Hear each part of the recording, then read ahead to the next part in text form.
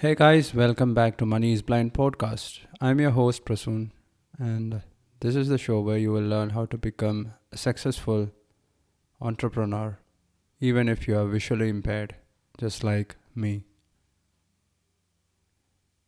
So this is going to be the I think 38th episode. We published the 37th episode today. I have some more episodes in my buffer folder waiting to be edited and published. But the journey that I started on November 28th of last year, it is going strong, and the number of audience, you guys, is also increasing, and that's a very good news. It keeps me motivated to keep on doing this podcast because I know someone somewhere in this world, somebody is getting some sort of value by listening to this podcast. And that, my friend, motivates me. It inspires me to keep doing this 5 days a week for the next 1 year. What's going to happen after 1 year? That's going to be a surprise which I will reveal on the last day, November 28th, 2023. Right? So let us get back today. Am I going to talk about today how I use email? So this is not about email marketing. That's another topic. Today I'm going to talk about how I use email, how I receive emails, when I read my emails, and how do I compose and send emails, which are the apps that I use as a blind person to compose, read, and use emails as a means of communication. So emails is one of the main channels that you need as a business owner, not just as a business owner. In this day and age, if you don't know how to send and receive emails, you must be hiding under a rock, or you must have been trapped in a forest or an island for the last 20 years or something. Where were you guys? Alright, so when it comes to accessibility, I think almost all the apps that I used are accessible in my iPhone and also in the Android phone. As you guys know, I am primarily an iPhone user. So I use 3 apps to check my email, not just to check, to send emails in my iPhone. And they are Gmail by Google. I have 3 email accounts in one app. 2 of them are personal and one belongs to Do4D online doctor consultation. Then I have Zoho Mail. Zoho is an Indian company, but it is based in the US, and the founder is an Indian guy. And I have huge respect for that guy because he is one of my idols, because he has never taken any kind of investments, whether it is a venture capital funding or an angel funding. His company, Zoho, you might have heard about Zoho Mail, Zoho Books, Zoho Campaigns, Zoho Subscriptions, Zoho Suite of apps, Zoho One. There are more than 30 something softwares which Zoho has, and all of them are bootstrapped. It's a private limited company, an LLC in the United States. And I use Zoho Mail as my primary professional email address for Do4D. We have 3 email addresses that I use with Zoho Mail. One is my personal email, one is for the admin, and the other is for company purposes, for help and customer support and everything else. And that app is also accessible. And the third app is, of course, iPhone's built-in mail app. I was not using it until I started moneyisblind.com. So when I upgraded to iCloud Plus, I got an offer to get a custom email address, and so I did. I had a domain name, moneysblind.com, a brand new one, and so I created a professional email address with my iCloud Plus plan. And for that, I needed an app which I should carry around in my iPhone, and that's why I started using the Mail app by Apple once again after about 5 or 6 years. Yeah, I've been an iPhone user for 11 or 12 years now. I'm not sure, but I just started using it. It is also accessible. It is pretty easy to send and receive emails when it comes to Apple's mail client. So attachments composing in all these three apps is straightforward. You just have to navigate using voiceover. I use voiceover all the time because I'm not able to read the text in the iPhone. Even when the dark mode is on, or even if I use Zoom, it is a pain in my eyes. So voiceover is easy, and at a speaking rate of 85 to 90%, it dictates very fast and it is clear for me, and that's how I use my iPhone.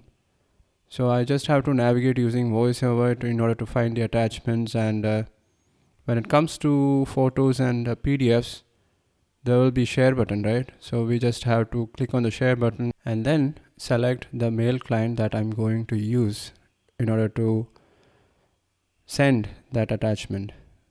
So it is pretty easy when it comes to iPhone. So what is the most difficult part? It is, of course, the thread system.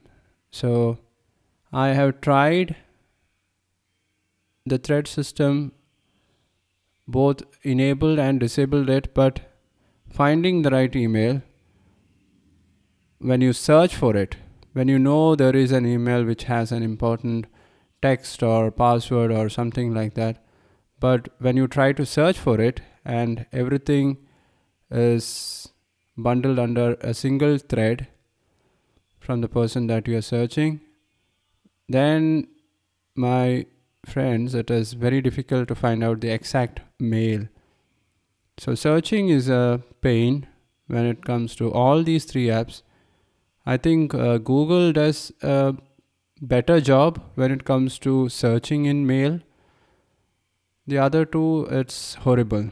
Other than that, I think all the other functionalities, it's pretty easy. Navigating between folders, I don't use the calendar app that often in the iPhone. It comes bundled in the same app when it comes to Zoho Mail, but I don't use it. And switching between accounts is also difficult when it comes to Zoho Mail, but there is an option where you can see all the messages. That is, when you have 3 email accounts in one app, you can see all the emails in the all inboxes tab.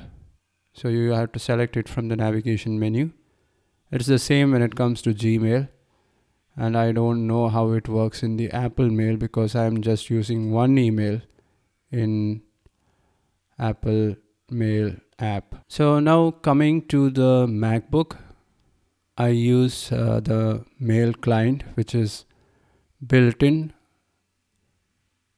I have 2 email accounts, one my personal Gmail and the other moneysblind.com email address. Navigation is also done using voiceover. Switching between mailboxes is easy. Composing, you just have to press Command with N to create a new message. Then we have to type in the two email address, the subject. If you have CC and BCC, enter those email addresses as well. Then it's just the tab key that you need in order to navigate from one text box to another. And in the main body of the email, you can write anything, but when you try to go back one line or the other, it's difficult using voiceover. Otherwise, you will have to start from the beginning. So make sure that you are navigating word by word, or if any mistakes happen, you can go back at the same time, correct it, and then go forward. I don't use signatures. I always use custom signatures for each email. It is the same in iPhone as well as the Mail app, because every time I compose email, I change the signature based on the guy who is going to receive my email. So I don't use custom default signatures. Attaching documents is also easy when it comes to the Mail app in MacBooks. Sending, when you done everything right, you just have to scroll back to the toolbar and then swipe with 2 fingers to the right side. That is the gesture that I use in order to select the voiceover menu. You can do the same by pressing and holding the VO voiceover keys along with shift key and the down key. So instead of using 2 hands, I just swipe with 2 fingers on the trackpad. That's easier. And the first option will be the send button. And when you press on the send button, or when you double tap on it, you will hear a whoosh sound. And that's how you know the mail has gone. It's sent. I don't check whether it is sent or not by going to the sent items folder. No, I don't. It's a waste of time. I always get the mails when I send using the mail client. Checking messages and emails, not messages. Checking emails is also easy when it comes to mail, but most of the time I might have finished checking mails in my iPhone itself. So when I open the MacBook, all the mails would have been read. There won't be any unread emails. That's what I wanted to stress. So I hope you understand. Now, Windows laptop and desktop, I have just used the inbuilt mail client. It works seamlessly, but I just started using it last year, and I find it a bit difficult when compared to MacBook to go to the toolbar and press on the send button. The shortcut key is Alt along with S, but we don't know. I can't find out whether it has sent or not. So that's tricky because there is no whoosh sound. That's a problem. Otherwise, checking and composing emails is also easy in Windows Mail client. The built-in Microsoft app which comes in every Windows 10 and 11 laptops and desktops. Other than these, I don't use the browser and Gmail and other. I don't use Safari. No, I use Safari, but I wanted to say that I don't check emails or compose emails using Safari in the browser.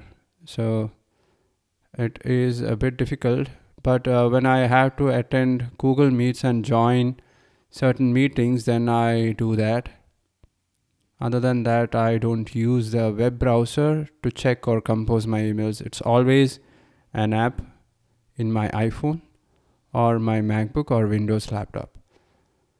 So that's how I send and check emails. But that's not it. That's not the end of the story. Consistency is the key. So you will have to keep a time of your day to check emails. So I do it every morning between 10 a.m. and 11 a.m. I check it one time. And then between 3 p.m. and 5 p.m. I have a reminder set. It pops up in my iPhone. It pings me so that I need to check my emails. So I check all the 3 mail apps in my iPhone itself, and that's it. It'll be done, so that I don't miss any important emails. I get many important mails, collaboration emails, requests from other creators, complaints from patients, doctors, doctor registration. So many emails I have to go through every day. So I check it 2 times a day, and that's it. And then I don't use it. And the only exception is when I have to compose an email. When if it is urgent, I do it in my iPhone or the mail app in the MacBook. So consistency is the key. If you don't do that, if you don't have the right mindset, if you are lazy, if you don't have the habit of, if you haven't developed the habit of checking emails on a daily basis, you are going to miss certain important emails, and that is going to cost you a huge deal when it comes to running an online business. And that's something that you need to avoid. So, consistency. I think that should be another topic. Yeah. It's just like brushing your teeth. You do it 2 times a day, and if you don't do it, you feel odd, right? You feel something is not right. It's the same way when I don't check my emails. So I know it is very difficult, but it is something that has to be done. And right now, I don't delegate that task to my personal assistant because his help is in other areas. I will delegate it maybe in the future, but not right now. When the number of emails exceeds the time that I'm going to spend on those emails, at that time I'm going to delegate that task as well. Till then, it's going to be me. So that is the thing that I wanted you guys to take away from this episode: consistency.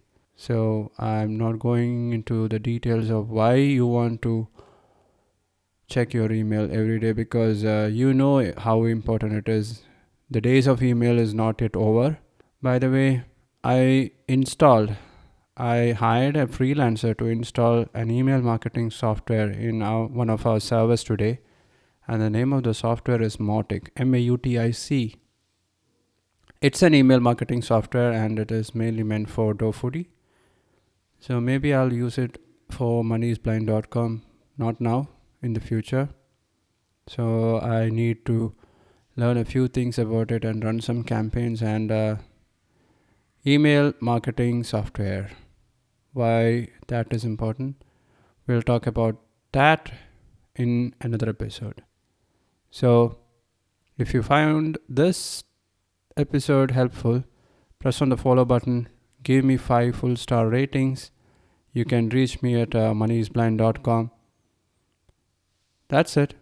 That's what I wanted to tell you guys. Alright then. Bye bye.